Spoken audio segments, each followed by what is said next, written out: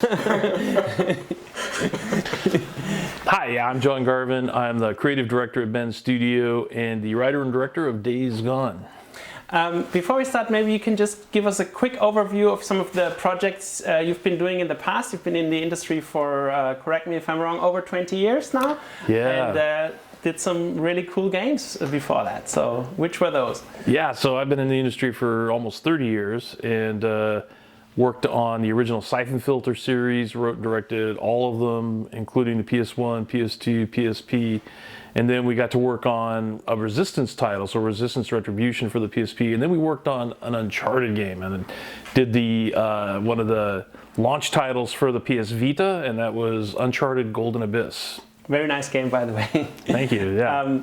Yeah, so how did you come up with the idea of a zombie game? Did that come from a little bit from maybe, I don't know, Resistance, or was it an idea which was going around your head before that, or how did the whole project really start, the spark of the whole thing? Yeah, so Days Gone is not a zombie game, it's a freaker game. Okay. Yeah, and it really got its start when we were given the chance to do a new game with all new characters and an all new world and a new IP for the PlayStation 4.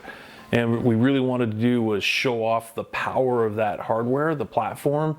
And so we were kicking around ideas about what could we do on the PS4 that we hadn't seen before and that we thought might be amazing to look at and also a lot of fun to play. And that's where the Horde came from. So the Horde of freakers having 500 creatures on screen at once that are chasing you, and it should be like an impossible challenge to figure out how you would stay far enough ahead of them and be able to destroy them. And so that became our 2016 tech demo and gameplay demo, because we got that working and then we thought, okay, what else can we do? How do we make a game that is super compelling for the player, that could look amazing? And that's when we were always fans of open world games, so we thought, okay, we haven't seen this kind of a game set in an open world, you know, that looks like the Farewell Wilderness in Days Gone. So that's the Pacific Northwest, the high desert, and that combination of beautiful scenery and making it super dangerous and having, you know, a way to get around the world that is specific as the bike. So the entire world was built for Deacon's bike, and, you know, how to make that fun, how to make it fun to ride in, the trails, the broken road, all the bridges being destroyed. So that was really it. It was like, just started with this idea of like, hey, we want to create something that we haven't ever seen before, but it has to be, you know, look really, really good on the PS4.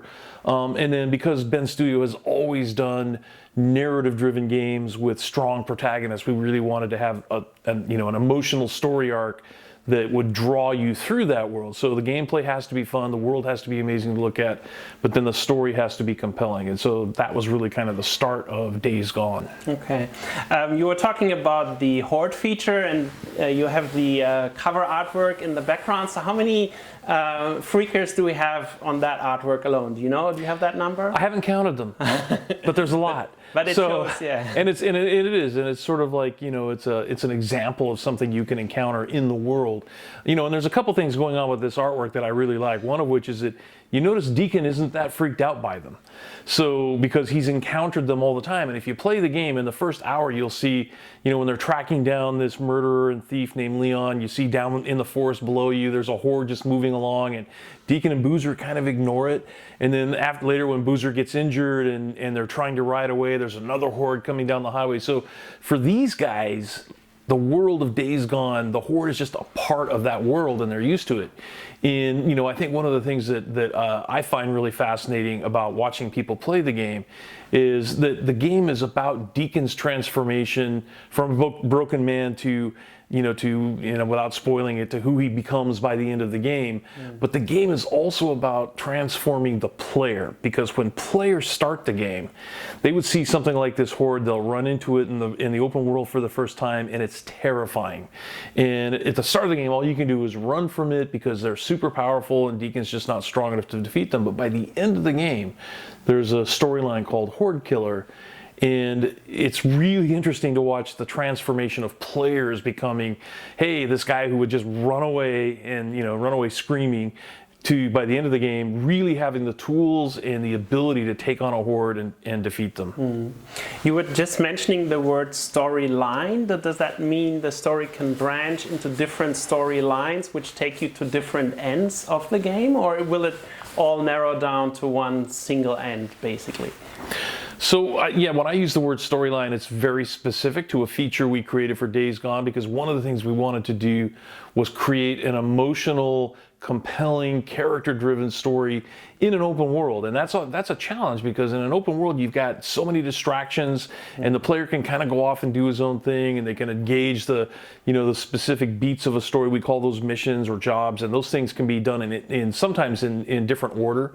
And so what we wanted to do was create a feature that allowed the player to branch off and do their own thing, but come back to a storyline and know where and pick up where they left off. So in the last 5 years, streaming has become like this way of people consume entertainment, right? So you subscribe to a streaming service and you have a whole series drop and you're on episode 3 and you watch that, but maybe you jump to another series and you're on episode 5 of that, and so on. So you're jumping back and forth between different series and different storylines, but you always know where you are. And that's the storyline feature in Days Gone. You see an icon on the map and it says I Remember, which is a storyline where you're kind of dealing with Deacon's regret and his sense of loss at having put his wife Sarah on this helicopter at the start of the game.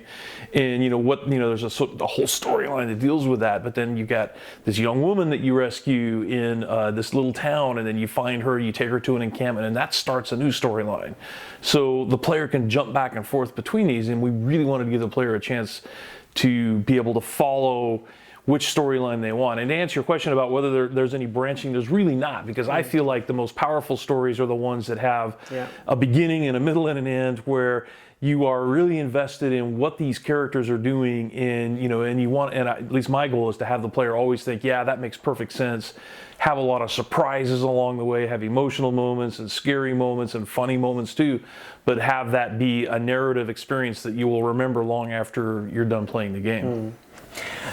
One thing what fascinates me most about the gameplay trailers I saw so far, and there are quite a lot of people cutting together footage and everything, was the fact that you battle so many different freakers at the same time, and the strategies you have to use to battle them and to really kill them off all. So tell me a little bit more about the horde behavior. What kind of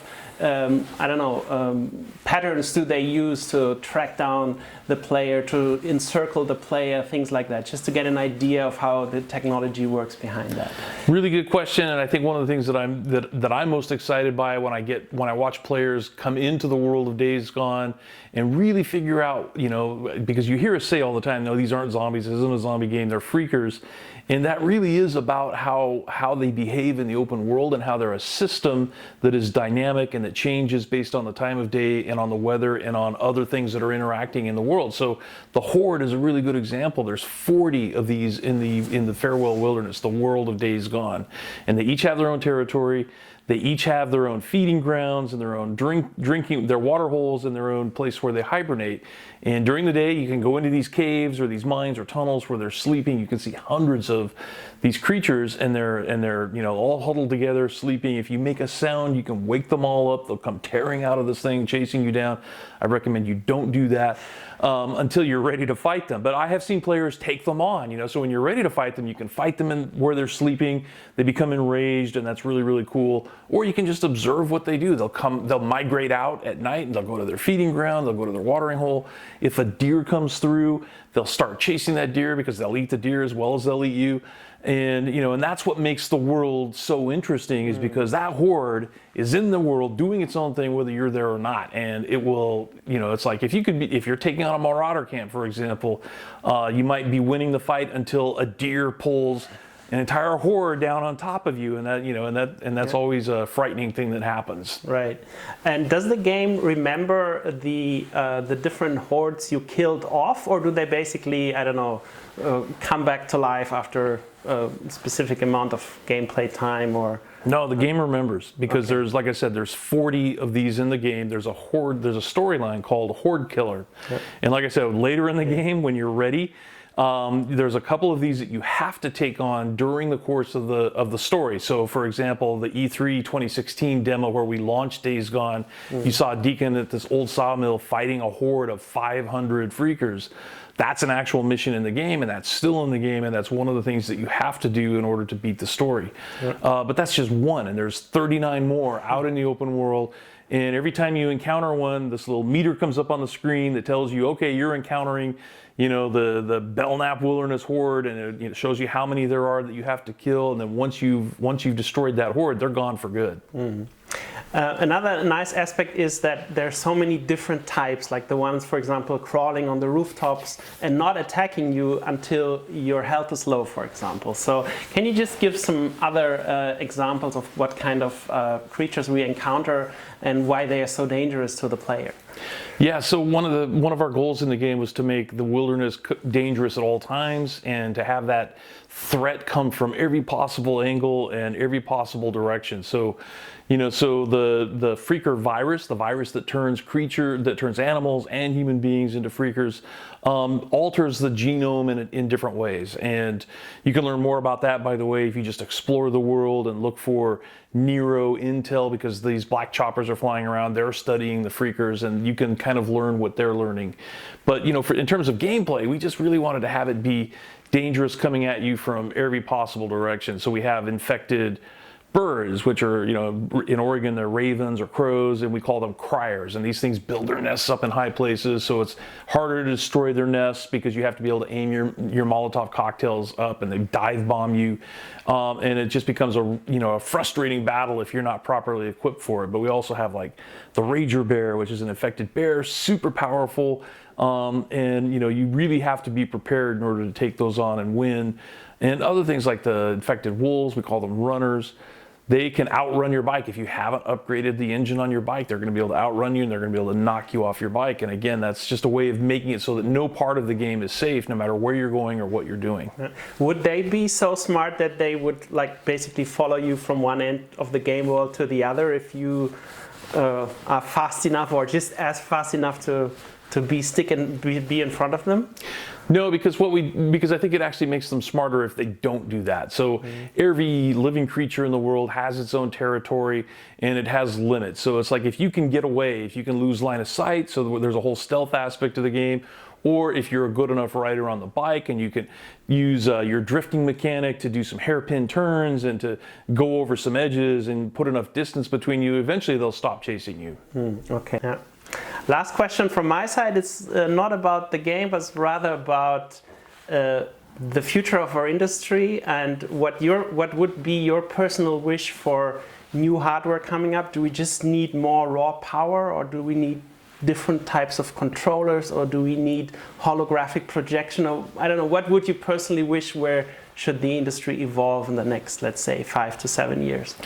It's a really good question. I'm not going to answer it, but I will give you an answer that that goes along those lines. I'll tell you what I love about the PS4 and the power that it has versus any other console I've worked on, and that's just the power to convey emotion in characters. So if so when we cast Sam Witwer to play Deacon St. John, we did a digital double. We scanned his face in. We scanned in every possible facial expression he could make, and then the software that they use to take those blend shapes for that character model and translate it from the performance we capture on the stage. So we have all the dots on his face and a camera right here, and we are capturing his voice and his movement and his facial expression all at once. And when you play Days Gone, I hope one of the things you see is that you can see what he's thinking without him having to say a word. It's like when he's interacting with other characters, you see the subtext and the emotion of what's going on.